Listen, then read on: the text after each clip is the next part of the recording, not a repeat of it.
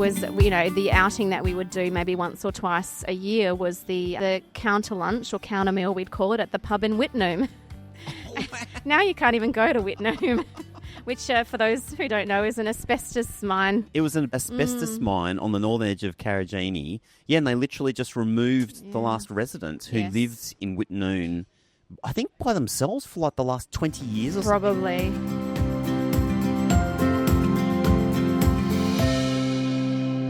G'day and welcome to Global Horizons. I'm your host, Rob Malicki, and if you can picture it, it's a perfect day in Perth. The sky is blue, and out of these big bay windows, I'm looking out across the magnificent Matilda Bay. The water of the Swan River is chopped up a little bit from the Fremantle Doctor. I'm sitting in the UWA club with an old friend, Michelle Teasdale. Welcome to Global Horizons. Thanks, Rob. It's great to be here. Lovely to see you again, too. You too. This is like a full circle moment, I think, for both of us in some ways. You've been at UWA for quite some time, and I first met you in another life, which was in both of our learning abroad lives. Absolutely. A long time ago. A long time ago. And I think maybe also just for context is you're just off the plane from another trip. That's right. Just come back from India yesterday. How are you feeling? All right. A little tired, let's be honest, on the back of a very short trip where I arrived, but my luggage did not. Oh, that's brutal. It happens more than it should. Did it find you when you got back home? Or Yes. is it still out it's still out there travelling around the world? I'm just grateful that it was at home and not when I was overseas. So at least I had some of my home comforts while I was waiting, but it did arrive 24 hours later. So yeah, I have it nice and safe now. This is one of the hazards of working in international education, isn't it? I mean, it looks like all glamour until you're like crammed into economy for yet another long haul flight and your bag is sitting on the tarmac somewhere else. Absolutely. But I actually thought of the silver lining in all this, and that was that I didn't have to wait at the baggage conveyor belt for my suitcase because I knew when I arrived that it wasn't coming with me. So it was straight out at immigration and home. So, because, so you're saying when you got home? When I got home, I got a notification when I was on the plane that the luggage wasn't arriving. So I thought, excellent.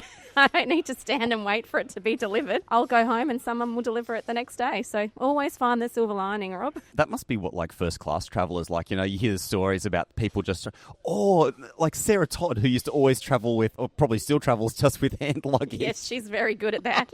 I was actually thinking of Sarah when I packed on my last trip, and I thought, I just can't do it. Like the dark art kind of thing. She's incredible for being able to achieve that.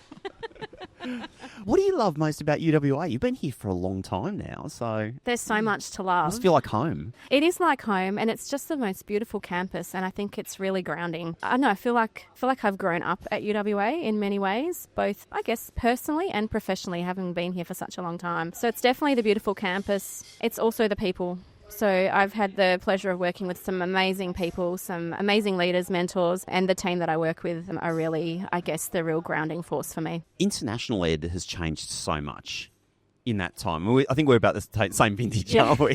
Definitely. And it's such a privilege to have seen, but it's changed so much. When you reflect back on those early days, what comes to mind? Oh, wow. It's so different. I mean, I remember, starting at UWA in the study abroad office. It was really such a different time and on such a small scale.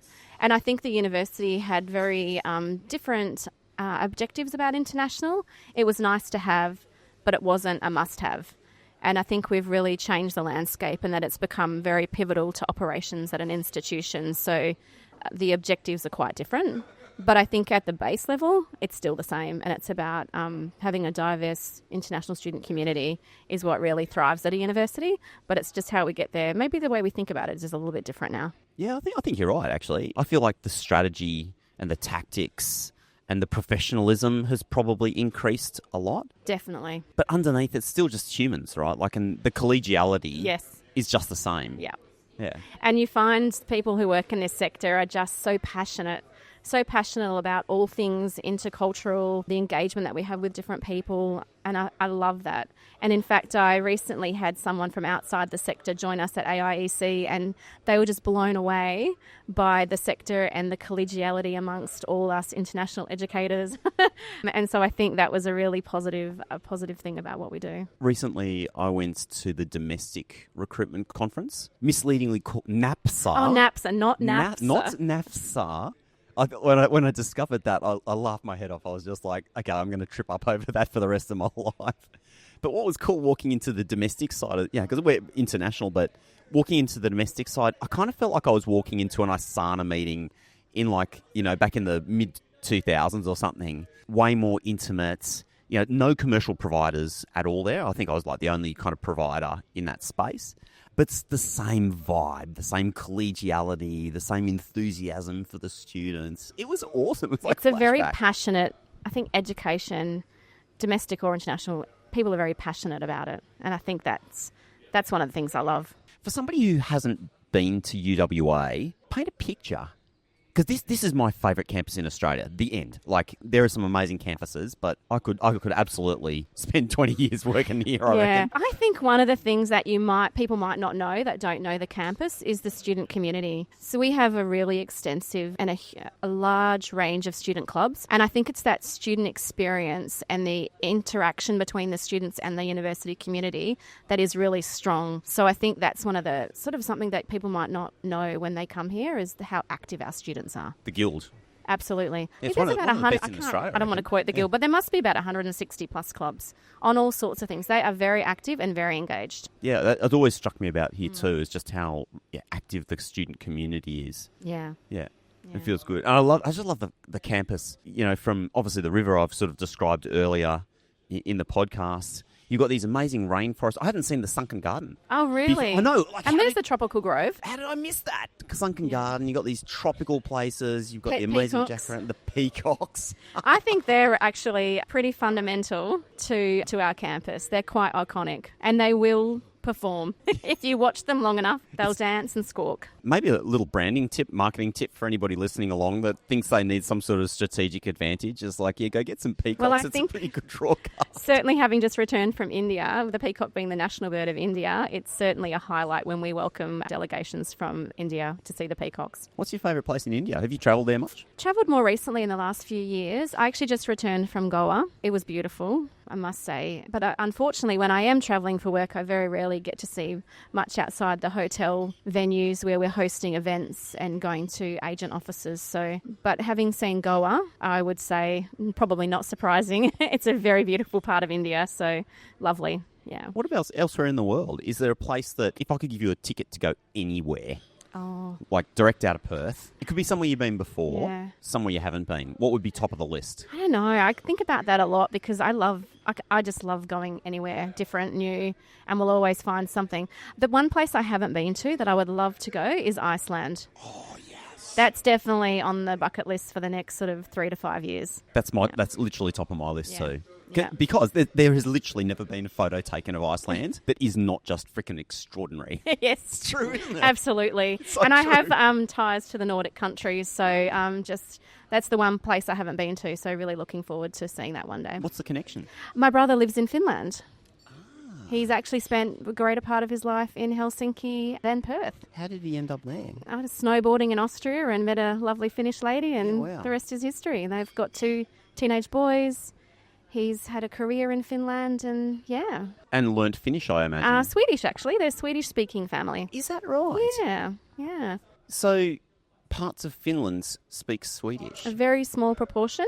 It's actually national language of Finland. Wow, I'm learning Finnish so and much. Swedish. And they're the Swedish-speaking Finns. They can speak Finnish, but my brother hasn't quite mastered the art of Finnish yet. But his Swedish is pretty good. Yeah, awesome. Yeah. Does that spin you out, seeing a brother who you grew up with? It does spin me out. If he starts speaking some Swedish. It does spin. It's not a very common language, right? It does spin me out because I think as well, I was always the one growing up that had, I guess, I'm not saying he wasn't interested in travelling or growing abroad. It probably just, I started it earlier.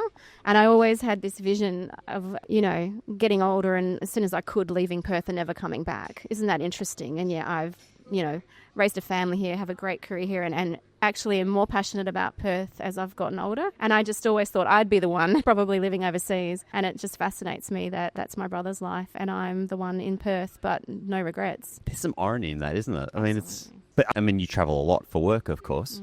What's been the most interesting place that you've been for work? Let's take India aside. I mean, because we've talked a little bit about India already. Well, I've had so many experiences traveling for work. I think probably the most interesting place would be Mongolia. Entering Mongolia for the first time, we sort of started recruiting there in the late 2018. And so just going to that market without any preconceived idea or no other engagement from the university there was quite an experience. So I have you say Mongolia. All I can picture is the steppe, like the steppe. But were you in Ulaanbaatar? Ulaanbaatar. What's that like as a town? Like, paint me a picture. Yeah, I think what I found fascinating was the traffic, first of all, because you've got left-hand drive and right-hand drive cars, but all driving the same side of the road. So you can have a steering wheel on the left or the right. Just depends which car where you got your car from. And they drive on the left or the right? They drive on the left. I think they drive on the left. Well, is it one of those places where they just drive on? As I say, my recollection was the left, but it could have been on the right at times. No, I can't even remember, to be completely honest. Sorry, you know what that means, Michelle? It means you've travelled enough. Yeah. Right? Like the world, you've seen enough of the world. Probably. When you can't remember those kind of details. I can't even remember. Who drives on what side of the road? I don't know. It just all blends together. Yeah, so that just fascinated me. I think the Russian influence, but it's a part of Asia, was fascinating. The people super, super friendly. The food very meat-loving, and I don't eat meat. So that was interesting. It just fascinated me. And I think possibly as well being probably the first time in my career where I'd sort of had to go to sort of an uncharted country for work without anyone being able to give me advice, experience, travelled here before, this is what you should know. So it was kind of really discovering it all on my own.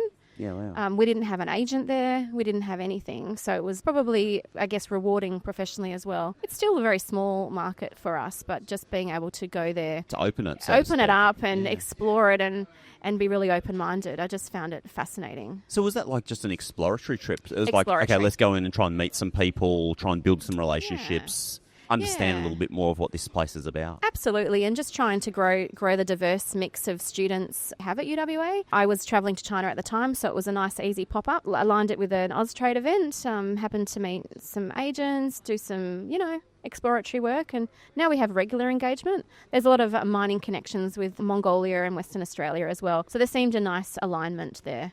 So, it was great.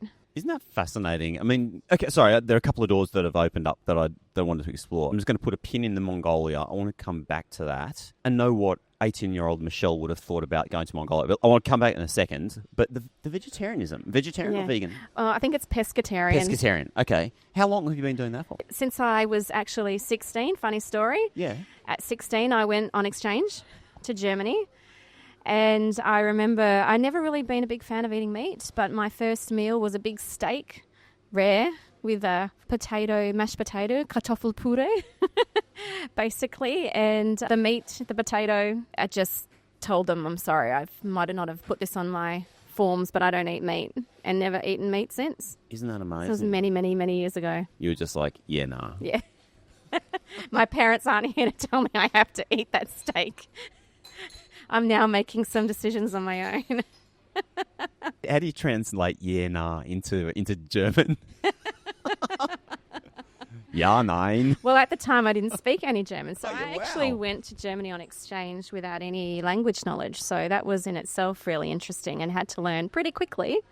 I had a host family with 2 young children that didn't speak English, so it's pretty good learning at the same pace as a 3-year-old. How did you decide to do that? That just seems like such an extraordinary leap of faith for a 16-year-old. Yeah, it's pretty interesting. This was the early 90s. I actually remember vividly how it all happened. I was riding to school and I fell off my bike and had a very grazed leg and needed to go to the school nurse. And there was a pin-up board and it had like an ad, are you interested in studying overseas? And it just resonated with me. And I took this phone number down, ordered a brochure, had to be posted in the mail. Remember the days? It had to be posted in the mail, and then just sort of said to my parents, I want to do this. And I was 15 when I decided I wanted to do this. And I asked my mum many, many years later, how did you let me go at 16? I'm a mum now of teenage girls, and I can't imagine sending my 16-year-old away for a year to a foreign country when mobile phones didn't exist. Yeah, that's the truth. And she just said to me, I knew you and your determination. And I thought, if I don't let her go on an authorised education program, she may just go on her own and I'll have more concerns on her safety, less ability to feel confident. So she felt like this was the way to go, on an authorised school exchange program. So your mum knew you well. She did. Isn't that funny? Who knows that your mum knows you better than you? I know. Who would have ever guessed that? And isn't that funny? Then you become a parent. Yes. And suddenly you're just like, no, I Yeah. actually do know my children pretty well. Yeah. And I remember how emotional my mum was. And I was like, oh, she's so, crying every time we speak on the phone because she misses me. But now I understand that. And I really appreciate her trust in allowing me to do that, because that really changed, I guess, the course of my life in many ways. Were there other people in your family who were travellers or anything like? Because I'm always interested in the origin story, right? Yeah. So you've seen this flyer on the board, it's pinned to the board in the nurse's office, and something there like, okay, triggers. But to me, there's always something further back, right? Like there's always something earlier on. Is there something back there, like a relative? Yeah, sorry, go on. I think there is. That's a great question, because I think there is. Again, you have those moments in your life when you're like, boom. That's when it changed. My mum is actually from the UK, and she came out to Australia when she was 8. And funnily enough, when I was 8 was the first time she went back to England with her dad and her sisters.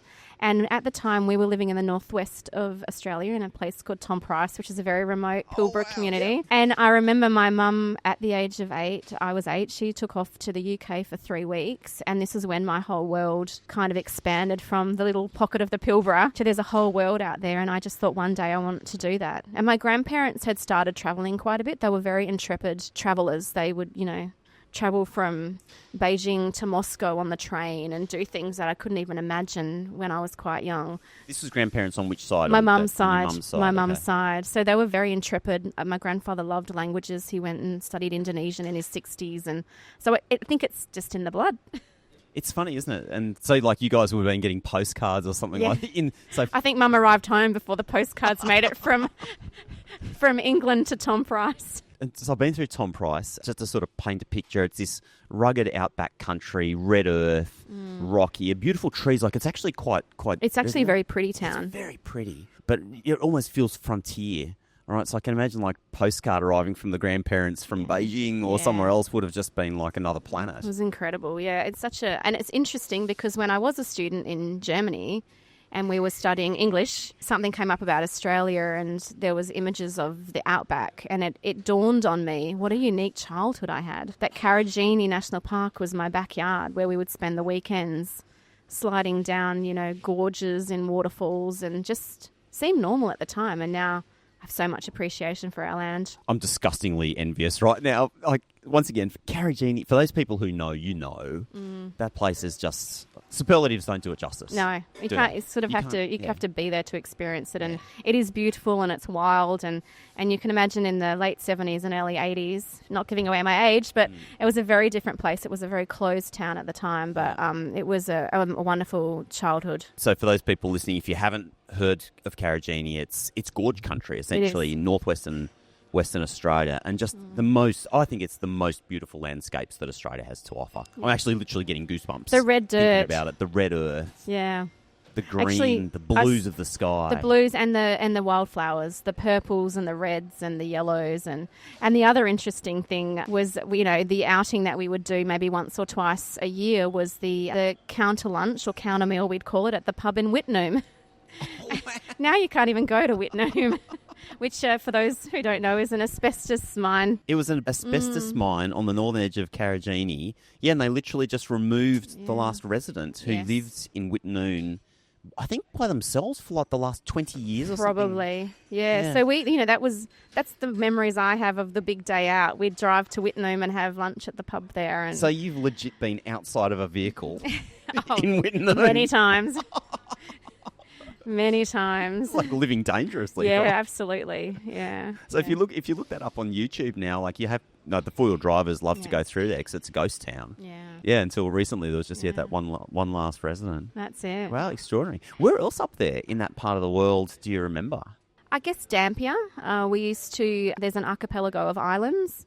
And my parents had friends that had a shack on an island. So every Easter we'd jump in the Commodore, drive up to Karratha Dampier, and then we'd jump on a boat and we'd spend Easter on this little island in a shack. No electricity, no running water. And the most amazing, the families would do fishing and There were sea slugs everywhere and blowholes in the island. As I said, I feel very privileged to have had this unique childhood. What a childhood, Michelle. This is why Maybe that's where the adventure comes from. Yeah, right. But this is why I love this podcast. Like, we probably never would have stumbled across that otherwise, just over a glass of wine at a conference or something. Probably not. Like that. And yet, like, those places, they're etched into my mind. I can only imagine how potent that is as a childhood memory, which is so formative. Yeah. And I imagine, back then, the roads would have been way different than what they are now. Very different. Yeah. In fact, my brother was visiting a couple of years ago and he took his 2 sons up to Tom Price to show them where he grew up. So I think that was a pretty special moment for them as well, coming from Helsinki to Tom Price. And when you take that 4-wheel drive track that goes up, but I can't remember the indigenous name. Yeah, grew up as Mount Nameless for me. Yeah, that was the mountain behind our town. And it's extraordinary. I mean, you go up to the top. Do you remember the story of? There's a story of an Indigenous elder in Tom Price. No. So this we learned when we were there, and we did the tour of the mine, the big mine just outside town, and the bus driver told us this story of one of the local Indigenous elders before the mine was built, and he was elderly, kind of on his deathbed, and he'd had a dream that his mountain was being eaten by these machines with flashing lights on them. So this is before the mine had been approved. Sorry, I'm getting goosebumps again. Yeah, you cross he you literally drive had past the mountain to get to the mine from the town. Yeah, and so that was his mountain and his lands. This Indigenous elder had passed amazing, away, isn't but it? had the vision of flashing lights on his mountain and the mountain being eaten away. Yeah.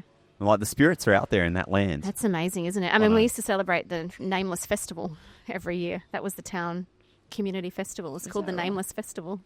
Yeah, there you go. Yeah. Wow, how awesome is that? So we strayed from Mongolia to Tom Price out into the Karajini. And somehow we got Iceland and Helsinki We in get there. to Iceland and Helsinki in there too. And Goa.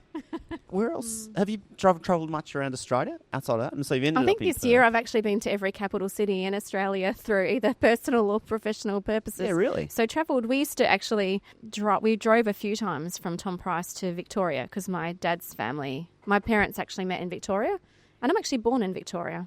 So we did the drive from Tom Price down to Perth and then across the Nullarbor a couple of times, I think I remember in my childhood.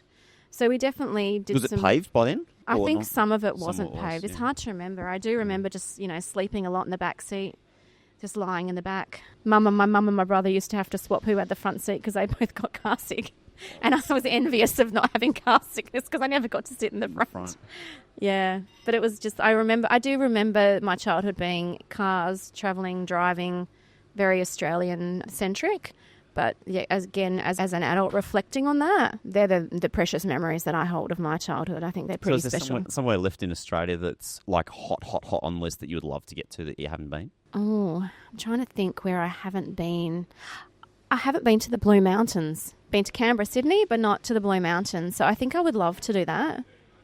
Yeah, that would probably be the one place. Yeah. You can do that in a couple of days. You can do the Blue Mountains pretty well. Yeah. And the central coast of New South Wales. That's another uncharted territory for me. So, yeah, I guess a trip somewhere in the New South Wales area would be good local holiday. And so just before we started recording, you were saying that your daughter is going to be getting on a plane soon. And she is. Following in your footsteps to some extent. How do you feel about that? Yeah, it's really interesting. I feel really excited for her. She actually went on her first international trip last year on her own at 17. She went to Italy and did a language course for 2 weeks and then spent a week in Finland. So I've gotten used to her being able to go on her own, and then she finished year 12, took herself to Japan for 2 weeks. And now her next big adventure, she's actually a student at UWA, and through her public health course, she's taking a 3-week trip to India in January, volunteering in Kolkata. So I'm excited, a little bit nervous, but actually quite excited. And I think, in the field of work that I do, now having a lot of connections in Kolkata and just recently returning from meeting many of our stakeholders in India, I feel like she's got a whole family waiting for her. So I think that's exciting. And then she has another trip coming up. The most exciting of all, I guess, for me is an exchange. She's applied to go on exchange in second semester of next year. Going where? To Spain is her first preference. Oh, wow. She's studying Spanish as a minor, which is also interesting because that was my major at university, Spanish language. So, yeah, she takes after me perhaps in some ways.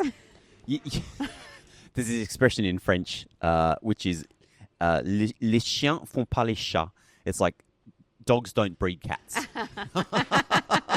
It's the most awesome expression. We just reminded me of an That's the same. They're just like on the plane going everywhere. Well, speaking of going everywhere, my middle daughter is actually turning 18 in February, and the two girls are going to Korea together, to South Korea, to celebrate her 18th together. That's my two oldest. I've got another one who's not yet allowed to go on her own with her sisters, but they've all got plans. Is that the best feeling as a parent, that you got two kids that get along, Yeah. you go travelling together, explore the world? It's really exciting. I love it because I didn't have a sister, but I think it's really special the way they've been planning this for about 18 months actually. So I'm really excited for them. My wife's favourite expression is you need to give your kids two things. One is roots, the other is wings. Yes. Yeah. Yeah, someone was asking me about that the other day. How do you feel? I'm like, I'm just excited because I feel like I've given them all the tools to succeed. I'm always here for them, but it's now their time to fly. Yeah. At time of recording, my youngest daughter is about to finish primary school. Michelle, I'm a mess. I'm such a mess at the moment. It's just because, it's a one of those transition moments. And maybe I'm not so worried for me. It's a bit of a milestone, isn't it? It's like that community is so strong, the primary school parents, oh my God. And then suddenly no, in fact, we're not going to have to go there anymore. It's really interesting, actually, when your children move from primary school to high school, that engagement in their education shifts. You're not at the school very often. It's just a completely different environment, I suppose, because I guess it's that transition to leading them up to adulthood and independence, and you kind of need to, let them. I kind of had said to my girls when they started high school, because you get a lot of emails now, every teacher, I just say to the girls, I'm not going to be asking you or telling you what you need to do and what's due. I'm leading it up to you. I'm here if you need me. But it's up to you now to sort of, be responsible and own your own education. I'm just here to guide it. Did that work out for you guys? It did. And I've had different experiences with different children, but they've all paved their own way successfully. And, no one's journey is the same, is it? But I think so. And I think just in my line of work, travelling as well, I have to say they've become quite resilient and independent, and I credit their dad for that because, dads do things different from mums. I think as a mum and working, you try and control a lot of things that are happening in your workplace and in your home to keep everything moving because there's a lot. And I have found that I tend to do things at home because it's quicker, easier and cleaner. But, I'm just thinking my wife would probably say exactly the same thing. I know. And I love it when I go on a business trip, particularly when the girls were young. And it was kind of like, my husband's Todd, and he's like, there's the kitchen, there's your lunchbox. If you want to eat at school, pack something. It took him a few goes to realise peanut butter is no longer an acceptable food product at schools. But now, by the time they started high school, they are making their own lunches. They're cleaning their own lunch boxes. So I have to credit Todd for, I guess encouraging that independence as well, because it's made them a lot more resilient and adaptable to the kind of work that I do. I maybe need to take a leaf out of his book. I'm still making lunches for my kids. And part of it's just that habit that, I'm up half an hour before everyone else to make lunch. I still make breakfasts for the kids too. Like make them some toast and an orange juice or something. It's nice like though. That. Yeah, to some extent, I appreciate that it would be good to get them to be doing these simple things for themselves. Yeah. And at some point, like I'm being a bit selfish, and I like to hold on it. And they come down bleary-eyed and a little bit grumpy, and you're just in the kitchen making up some toast or something like that. See, Todd's not a morning person. Well, then that makes it easy. But it's been lovely because he was a FIFO. Being Western Australia, we hear FIFO. Yeah. Fly in, fly out. Fly in, fly out. So he was a FIFO dad and a FIFO husband for many, many years. So, he missed a lot in the early days of their childhood. So when he decided he didn't want to work your way anymore, I guess that paved the way for me to be able to work full-time again eventually and then do the kind of work that I love to do. So it's kind of nice. We've come full circle. We've both had these we've also both been FIFO in many ways, I suppose. Oh, yeah, that's so true, isn't it? You guys are both classic Perth. Yeah, aren't we? And it's just great, I think, for girls to see that both parents, because, we have daughters and mums can have careers too and do things, but it can still be a mum. Yeah, 100%. Yeah.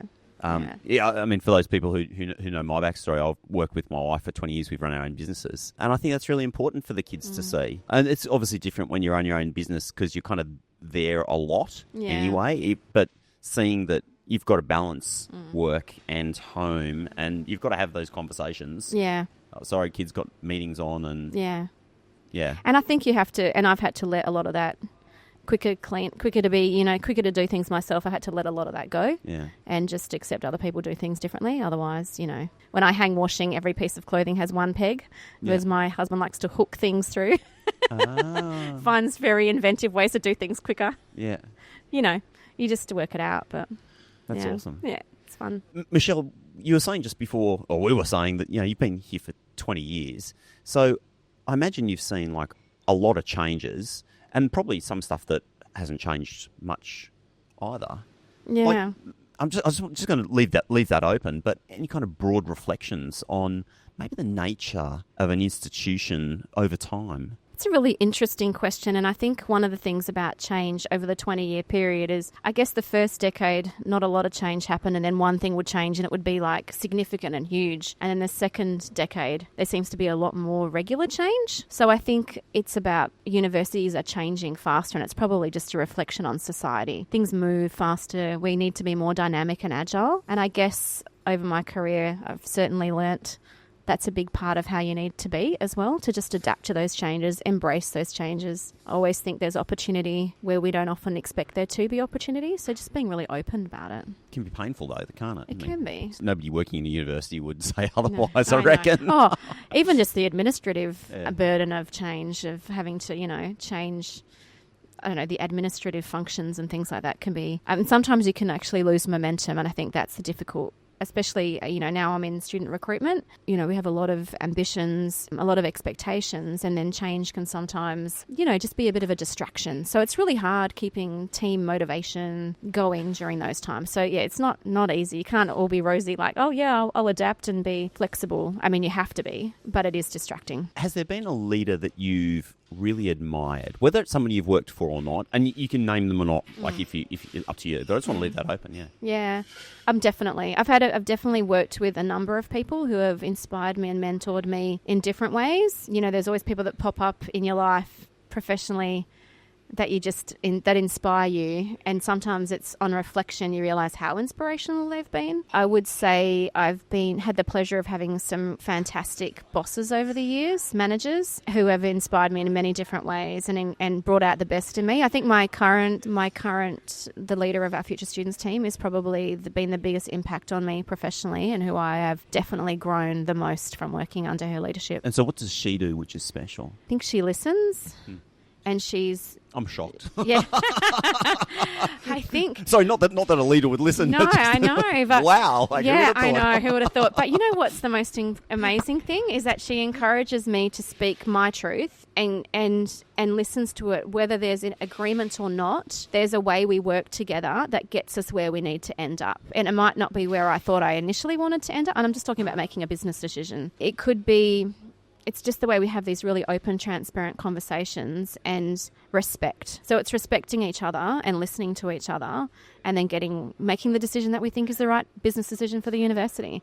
It's like a process, but you're often not encouraged or too fearful of speaking your mind, worried about offending people, or I don't know. I think it's a very unique thing to be in a completely trusted space with someone who is your line manager. I think that is the most impressive leadership skill that's out there, that person that can take all of these different views, and people get passionate about stuff in unis and other businesses, and can synthesize all those views and somehow pull it together.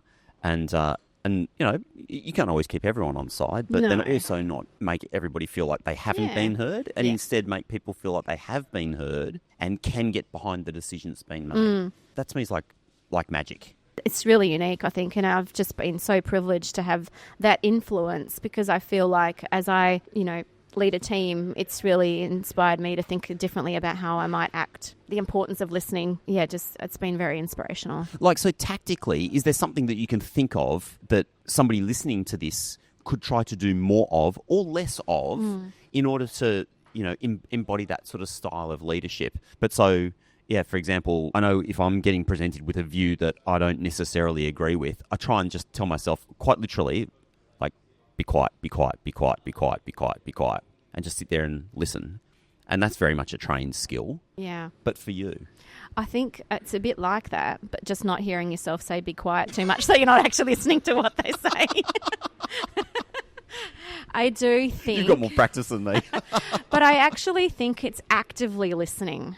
Listening to hear, not listening to respond. So often, and we've all done it, we know exactly what our position is on a decision, and we're just letting them go through the motions, but we're going to respond, and we already know how we're going to respond. And I do think it is a constantly reminding ourselves, I am listening to hear another view, and then I will frame my response. But I don't think it's something that you can just do easily. I do think you have to, because we're human at the end of the day. I do think it's something that I actively, and I don't always get it right, because I am human too, but that's what I try to do, is to hear and not just go through the motions.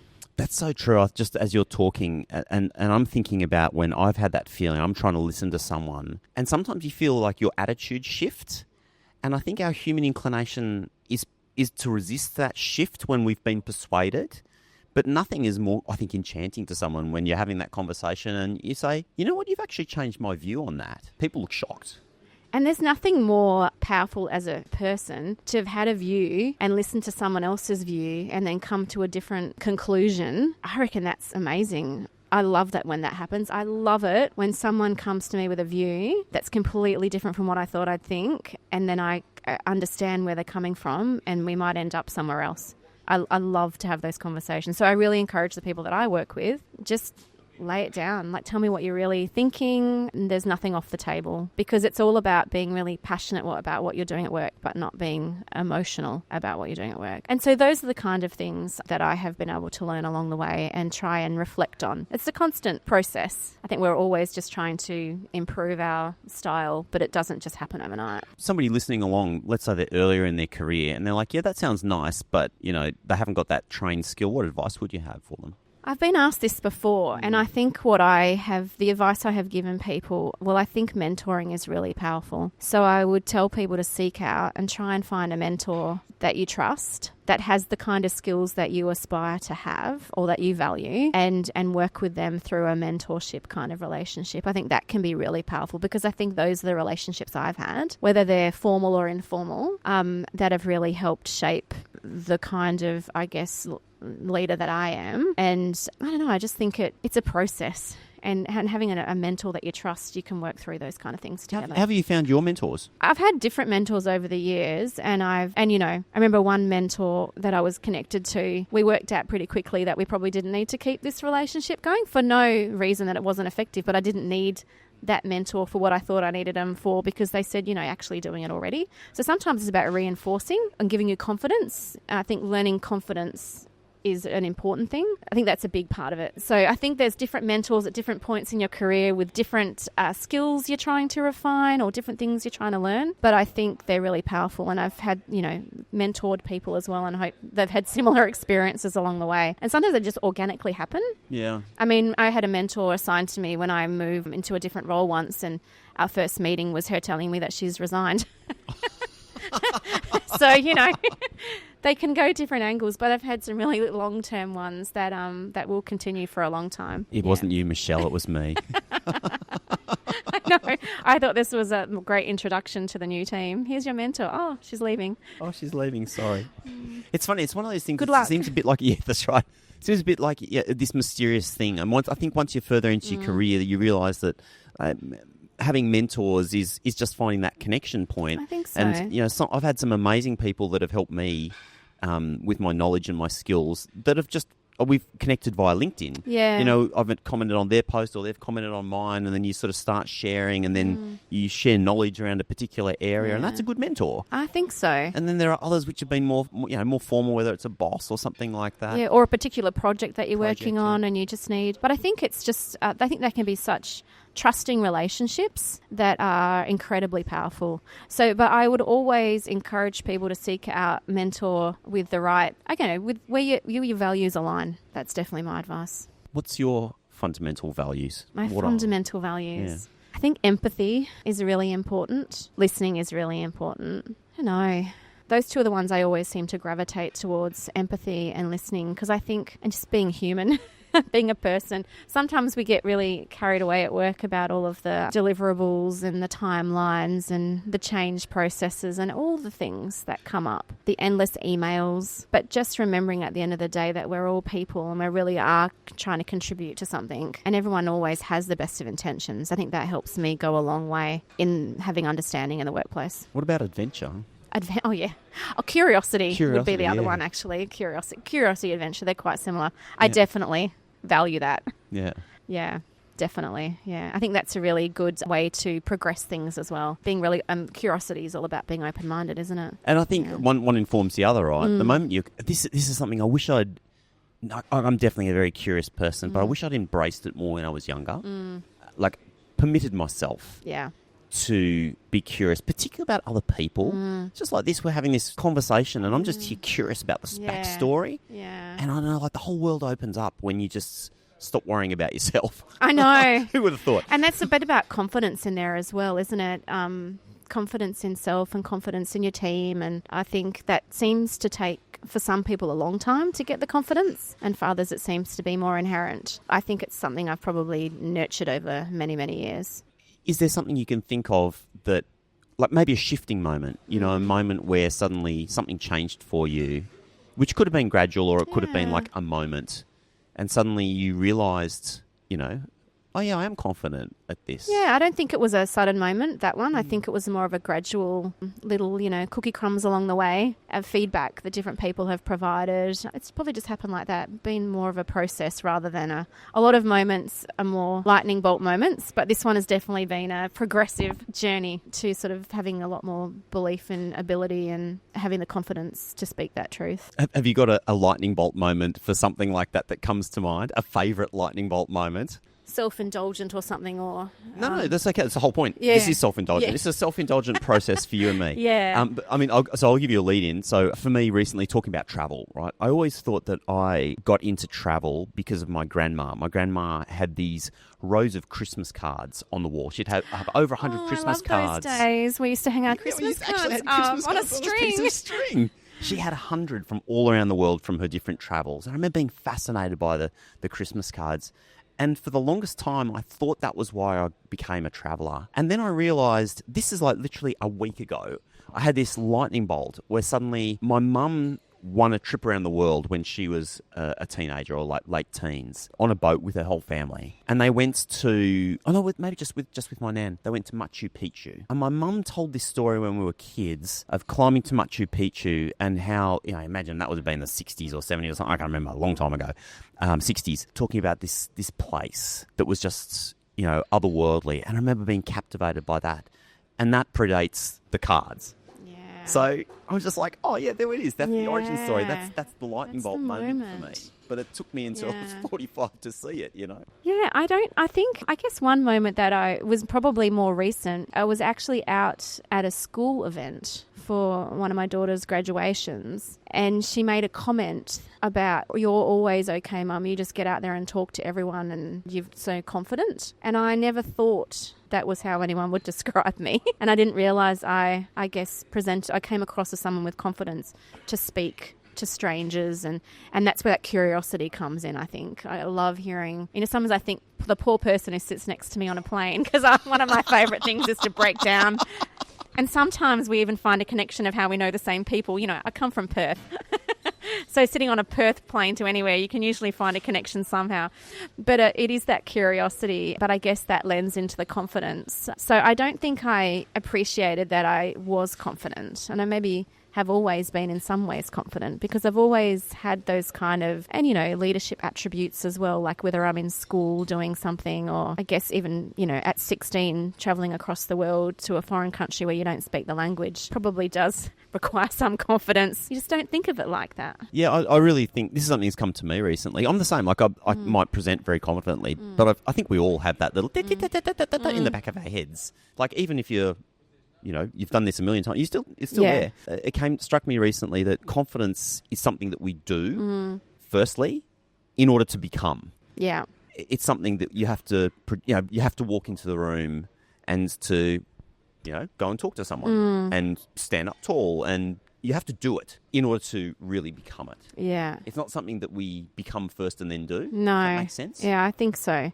And I think it is through those experiences of doing more and more and getting more comfortable with being uncomfortable that the confidence grows. I remember in a work capacity, the first time I was going to China to do a presentation on UWA, and I remember thinking I don't know how I'm going to do this, stand in front. And, sometimes your audience in China can be very large, particularly compared to Perth. And I always remember a colleague saying, don't worry, Michelle, you know more about UWA than anyone in that room. And that, in a way, gave me confidence because I'm like, yeah, she's right. That's why I'm doing the presentation and not the audience. So I think those little things, those moments help you, but actually getting up on the stage, doing it, and then reflecting afterwards is where the confidence grows. Awesome. Yeah. Michelle, this has been so much fun. Thanks for joining me on Global Horizons. And we're going to have, this has been a great conversation. We'll have to do another round really at enjoyed it. some point. Who knew that we'd go from Iceland to the Pilbara? Oh, no, I feel like we're just starting here. And so for clarity, if you're listening along, my parking meter is going to expire soon, so I need to get out of here pretty quickly. Even though it is Friday afternoon and you would think that by now people are relaxing. But no, there's so many things I still would have liked to touch on, like that plane thing. I'm so that person too. I know. I've got some river stories. Okay, well, that's where we'll take off next time. That person who sits next to you and you say, "G'day, so how's your week been?" And they kind of look at you sideways like, "Oh, no, don't be that talking person." I know. And there's like a red rag, isn't it? You're just like, yeah. "Oh." I know. It's definitely my favourite thing. But sorry, we won't go down this path. It is the most extraordinary. You have the most amazing interactions with people when you actually start to turn that conversation on. Absolutely. And people do lean into it. It's amazing. Absolutely. I love it. Yeah, and it's all about being curious. Yeah. Thanks, Rob. It's been great to have you on the podcast. Thanks for joining me. Thank you. If you've enjoyed this episode of the Global Horizons podcast, consider subscribing to our newsletter. Search for Global Horizons podcast and then just pop in your email address, and that way you will never miss out on all of the critical international education news that you need to stay up to date with. This episode has been produced on Garrigal Land in Sydney. Our video and audio editor is Len Zamora, and I'm your host, Rob Malicki. Have an awesome day. See you in the next episode.